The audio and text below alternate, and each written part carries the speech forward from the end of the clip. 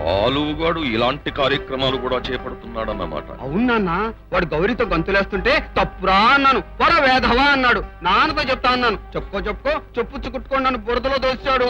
అయ్యో అయ్యో అయ్యో, ఎంత పనిచేశాడు. అసలు వాడికి మీరంటే పూర్తిగా భయం భక్తి పోయినట్టుంది. మీరు ఒక చవటలాగా, ఒక సన్నాసిలాగా, ఎందుకో పనికిరాని దద్దమ్మలాగా కనిపిస్తున్నారేమో వాడికంటే. వాడి కంటికి నేను ఎలా కనిపిస్తున్నానో నువ్వు ప్రత్యేకించేం చెప్పక్కర్లేదు. నోర్మయ్య, వాడిని ఇంటికి రాని వాడి సంగతి చూస్తాను. రారా బాలు రా. వస్తాను బాబాయ్. ఏరా, చేతులెత్తి దండం పెట్టవలసిన అన్నయ్యని తున్నపోతులాగా బురదలోకి తోసేస్తావా? నేను తోయలేదు, దేవుడు తోడు. పైగా దేవుడు తోడు, పాలతోడు, పెరుగుతోడు అని అబద్ధాలు కూడా చెప్తావా? అబద్ధాలు కాదు బాబాయ్, కావాలంటే గౌరీని అడుగు. అంటే అన్నయ్య కంటే నీకు ఆ గౌరీ ఎక్కువ అన్నమాట. లాభం లేదురా, నువ్వు క్రమశిక్షణ తప్పుతున్నావు. అర్జెంటుగా నిన్ను దారిలో పెట్టక తప్పదు.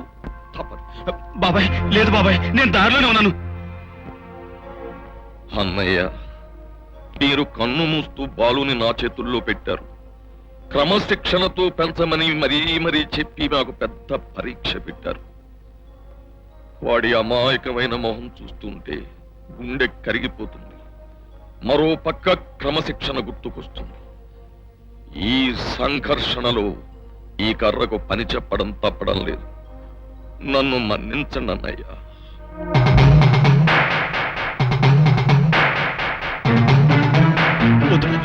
తప్పదురా, నిన్ను కొట్టడానికి చేతులు రాకే ఈ కర్రతో కొడుతున్నాను. నన్ను కొట్టదు బాబాయ్. మందరా, తాంబూలం పట్టరా. నన్ను కొట్టదు బాబాయ్, నేనేం చేయలేదు బాబాయ్. బాబాయ్ కొట్టద్దు, కొట్టకు బాబాయ్. బాబాయ్ బాబాయ్ బాబాయ్ బాబాయ్ బాబాయ్ కొట్టు బాబాయ్.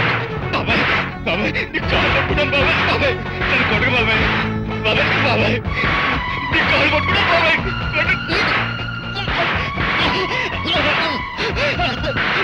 బాబాయ్ బాబాయ్ చాలు బాబాయ్. బాబాయ్ నీకు ఎప్పుడైనా బుర్రలో తోసాను బాబాయ్, తప్పైపోయింది. ఎందుకు ఆయన అలా చావబడుతున్నారు? ఎంత మాట అన్నారు వదిన గారు. వాణ్ణి కొట్టడం నాకు కాలక్షేపం అనుకున్నారా?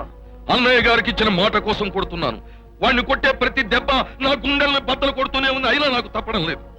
నా కొడుకు పాడైపోయినా సరే అని వాడిని వదిలేశా. అన్నయ్య గారి కోసం, అన్నయ్య గారికి ఇచ్చిన మాట కోసం, అన్నయ్య గారి ఆత్మశాంతి కోసం, వీడి క్రమశిక్షణ కోసం ఏడుస్తూనే కొడుతున్నాను, బాధపడుతూనే అర్థం చేసుకోండి.